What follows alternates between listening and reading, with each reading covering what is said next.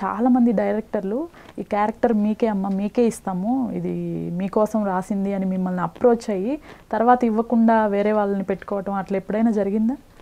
ఎప్పుడేంటి ఇప్పటికీ జరుగుతూ ఉంటుంది. మన ఇంటికి వచ్చినప్పుడు నువ్వు తప్ప అన్యదా నాస్తి శరణం అంటారు కదా, ఆ టైప్లో అనేసి కట్ చేస్తే మీరుంటారు నేను ఉండను.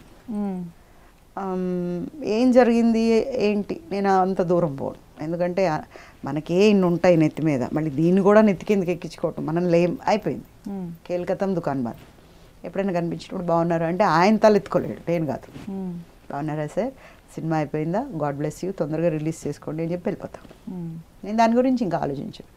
కానీ ఇక్కడ కాదు, కన్నడలో ఫస్ట్ మూవీ సీళ్ళు నక్షత్ర అని ఒక సినిమా. వాళ్ళు మా ఇంటికి వచ్చారు, ఒక 10 రోజులు బాగా భోజనాలు చేశారు, రకరకాలు ఈ అమ్మాయిని ఇలా చూపెట్టాలి అలా చూపెట్టాలి ఏమేమో చెప్పారు. ఓపెనింగ్ డే ఫ్లెక్సీస్ అన్నీ నేను లేను, వేరే ఆర్టిస్ట్ ఉంది. అప్పుడు పెయిన్ అంటే తెలీదు, బాధ అంటే తెలీదు, ఎందుకంటే మనం ఇంట్లో మొకటం లేని మహారాణి. అలాంటిది అక్కడ కనిపించేసరికి మా డాడీ ఒక్కసారి లాక్కొని కార్లో కూర్చోబెట్టుకొని ఇంటికి తీసుకొచ్చేసి will go to somewhere out of అని, కానీ నాలోంచి అది పోవాలని. కానీ చిన్న పాపని కదా, ఎలా పోద్ది, వెక్కి వెక్కి ఏడ్చి పొగిలి ఏడ్చి అసలు. మళ్ళీ అప్పుడు మా డాడీ కాన్సన్ట్రేషన్ పెట్టారు, తప్పకుండా పాప చేయాలి, ఇలాంటి చిన్ని వాటికంటే హార్ట్ ఎఫెక్ట్ ఇస్తే మళ్ళీ ఇబ్బంది అవుద్దని. దెన్ మై డాడ్ ఎట్లా సినిమాలు అప్రోచ్ అవ్వాలి ఇదంతా కనుక్కొని పెద్దవాళ్ళందరితో ఒక ఆల్బమ్ చేశారు. ఆ ఆల్బమ్ని పంపించేవారు. అప్పుడు ఒక మేనేజర్ని పెట్టి, రాజ్ కుమార్ గారు అని పెద్ద ఆయన పెట్టేవారు, పెట్టి ఆయన్ని పెట్టారు, పెట్టి ఆయన తిరిగి సినిమాలు తీసుకొచ్చేవారు. సెకండ్ ఇన్నింగ్స్ స్టార్ట్ చేశారు. ఎస్. ఇప్పుడు ఏ ప్రాజెక్ట్స్ చేస్తున్నారు?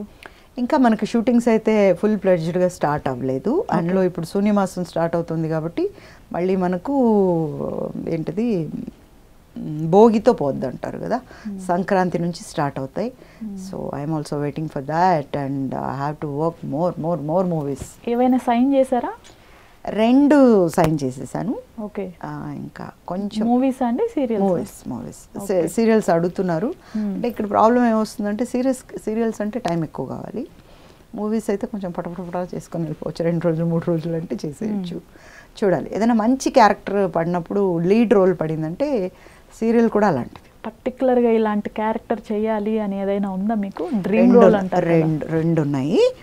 ఒకటి పిచ్చమ్మాయి లాగా చేయాలని, నేనే రాశాను కథ కూడా, బాగుంటుంది, జనం అలా కూర్చుని పోతారు అలాంటి కథ. ఇంకొకటి అంతులేని కథలా జయప్రద గారు చేశారు చూడండి, అలాంటి క్యారెక్టర్ ఒకటి చేయాలి. మీరు సాంగ్ కూడా రాశారంట కదా? అవును, అది నాకు భామ సత్యభామ అని సీరియల్ కోసం రాశాను నేను. ఓకే. ఆడపిల్ల గురించి. ఏదైనా ఒక 2 లైన్స్. నాకు పాడటం రాదు. అష్టమి నాటి కష్టాలన్నీ నాకేలేవమ్మా, ఆడపిల్లగా పుట్టానని అలుసైనానమ్మా, ఆరారు ఆయిరారు ఆరారు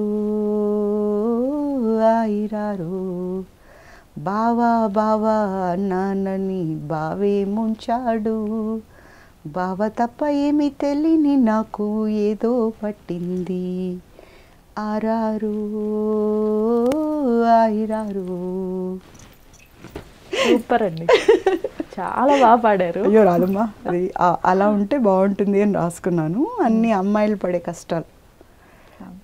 ఆ అమ్మాయి అష్టం రోజు పుట్టిందని పడ్డానా లేకపోతే ఏంటి, ఎందుకు వస్తున్నాయి నాకు ఇలాంటి కష్టం అంటే, పెళ్ళైన ఆడదానికే వస్తుంది, పెళ్ళి కాకపోయినా వస్తుంది, అటు ఇటు కాకుండా ఉన్నా వస్తుంది. కానీ అంటే ఆడదాని లైఫే కష్టాల కోసమా అన్నది. It's a beautiful subject. And మొన్న ఇంకోటి ఏదో ఇప్పుడు పిచ్ క్యారెక్టర్ ఉన్నాను కదా, అదొకటి రాశారు, బాగుంటుంది. నేను ఇది విన్నాను, లక్ష్మీ పార్వతి గారు కూడా మీ పైన కేసు వేశారు అని. ఇది ఏంటంటే యాక్చువల్గా అమ్మో అల్లుడా అని ఒక సినిమా తీశారు. అవును, అది నేను లేడీస్ స్పెషల్ ప్రొడ్యూసరే కోనేరు రవీంద్ర గారు తీశారు. ఓకే. ఆయన నన్ను బ్రతిమాలి ఎక్కడో ఏదో సినిమాలో ఉంటే అమ్మ ఇది ప్రతి ఫ్రేము నువ్వే అలాంటి సినిమా అని చెప్పి తీసుకొచ్చారు. But by the time he never mentioned it's a character of Lakshmi Parvathi గారు అని. హీ సెడ్ ఇది రామారావు గారు కనిపిస్తారు ఈ సినిమాలో అని, ఆయన భార్యవి నువ్వు అని చెప్పి తీసుకొచ్చారు. అండ్ నేను తెలుగు బాగా చెప్పడం మొదలెట్టాక సింగిల్ టెక్లో ఉంటాను ఇప్పుడు నేను. ఓకే. సో ఆయన రైటర్, ఆయనే పొలిటికల్ సినిమా లాగా తీశారు దాన్ని.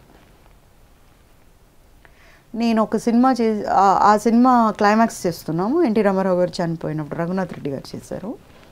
ఆయన చనిపోయినప్పుడు నిజంగా ఎన్టీ రామారావు గారు చనిపోయినప్పుడు నేను వెళ్ళాను చూడటానికి. ఇంటికి వెళ్ళాను, అక్కడికి స్టేడియంకి కూడా వెళ్ళాను. అక్కడ కొన్ని ఇన్సిడెంట్లు ఆవిడ చేసింది నేను చూసా. అయ్యో ఏంటి ఇవిడ ఇలా చేస్తుంది అనుకొని వచ్చేసాను నేను. అది నా మనసులో ఉండింది. ఆ క్యారెక్టర్ చేస్తున్నప్పుడు టప్పు నాకు పడింది అది. ఓకే. ఈవిడ ఆ రోజు ఇలా చేశారు కదా అని నేను కూడా అవే చేశాను. ఆ చేయటం ఆవిడకి బాగా తగిలింది. అంటే ఇప్పుడు మీరు చేశారు, మీరు చేసిన మాట మీరు ఇప్పుడు నన్ను అన్నట్టు నేను పోయి బయట చెప్తే మీకు తగులుతుంది కదా, అట్లా డైరెక్ట్గా తగిలింది ఆవిడకి. ఆవిడ ఏం చేశారో అదే చేశాను నేను. పివి నరసింహరావు గారు వచ్చేటప్పటికి ఆవిడ అంతసేపు కూర్చొని టీ తాగుతుంది. సడన్గా వెళ్ళి ఆవిడ పడిపోయి ఏడ్చారు ఆవిడ. అప్పుడు నేను ఉన్నా అక్కడ. అది నేను చూసా.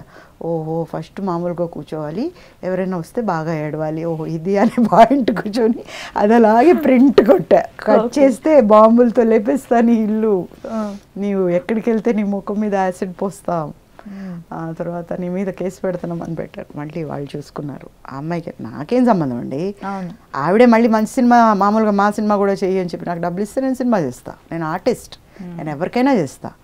అది రైటర్ని అడగాలి. నువ్వు రాసింది రైటరు, తీసింది ప్రొడ్యూసరు, యాక్షన్ చెప్పింది డైరెక్టర్, నాకేంటి సంబంధం? ఆమె ఓన్లీ ఆర్టిస్ట్ అంతే.